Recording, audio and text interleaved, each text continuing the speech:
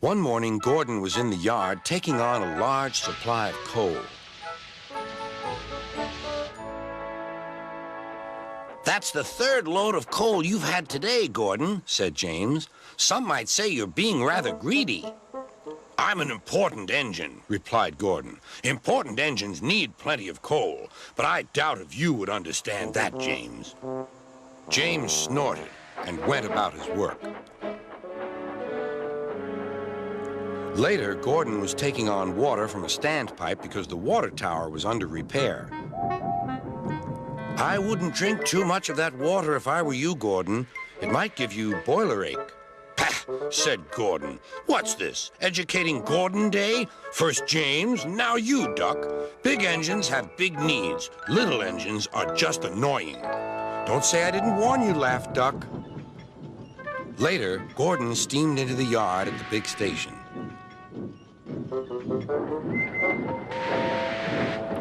That's what I need, exclaimed Gordon. There, emerging out of the sheds, were two shiny tenders. Now, if I had two tenders, said Gordon, I wouldn't need to stop so often, and I wouldn't have to listen to silly little engines. Those tenders belong to a visitor, replied his driver. Diesel sidled up alongside. Everyone knows that tenders are a mark of distinction, but I'm afraid that no amount of tenders will save you in the end. We Diesels are taking over, and we don't need tenders to make us important, not even one. Gordon was most upset. He was feeling just the same next day. I'm not happy. I know, said Duck. It's boiler ache. It's not boiler ache, protested Gordon. It's... Of course it is, interrupted Henry. That water's bad. Have a good washout. Then you'll feel a different engine. Your boiler must be full of sludge. Don't be vulgar, huffed Gordon. He backed down onto his train, hissing mournfully. Cheer up, Gordon, said Sir Topham Hatt. I can't, sir. Is it true what Diesel says, sir? What does he say? That Diesels are taking over. Don't worry, Gordon. That will never happen on my railway. One more thing, sir. Why did the visitor have two tenders? Because he lives on a railway with long distances between coaling depots. Gordon felt better. But Henry started complaining. He banged some cars angrily. I always work hard enough for two, he puffed.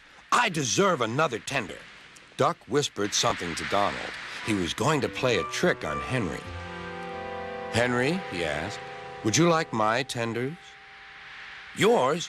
What have you got to do with tenders? All right, said Duck. The deal's off. Would you like them, Donald? I wouldn't deprive you of the honor, replied Donald. It is a great honor, continued Duck thoughtfully, but I'm only a tank engine.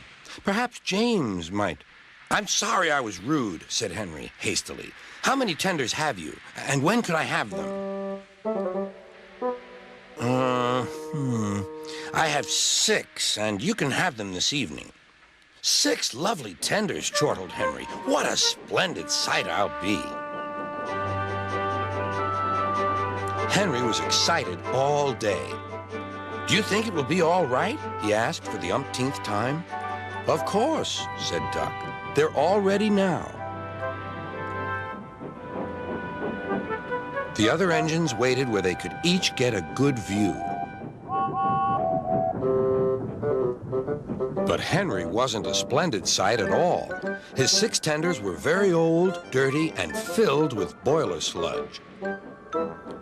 Had a good washout, Henry, called a voice. That's right. You'll feel a different engine now. Henry was not sure, but he thought the voice belonged to Gordon.